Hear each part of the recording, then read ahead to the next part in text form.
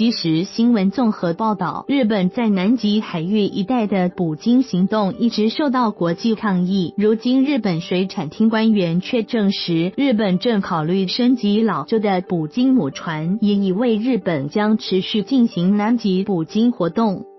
综合外媒报道，日本水产厅表示，已要求编列1亿日元，约新台币2574万元的预算，用于研究商业捕鲸前景与30年船龄的捕鲸船队母船日新丸未来命运。水产厅官员木重人 Turkey Tomak 表示，8145吨的日新丸于1987年起就成为日本捕鲸船队母舰，但它已老旧。木重人说，研究将涵盖如何处理日新丸的讨论，是否要以维修方式延长它的年限，或应以一艘旧船或新船取代它等等。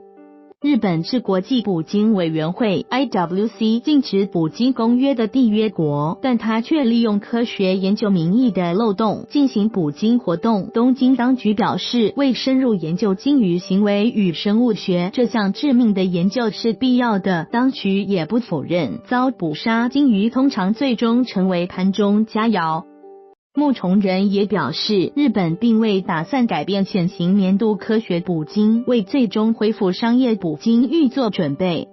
联合国国际法院 ICJ 曾在2014年下令日本终止在南极进行年度捕鲸活动，并表示这项计划不符合公约科学基准。日本虽在2014至2015年取消捕鲸活动，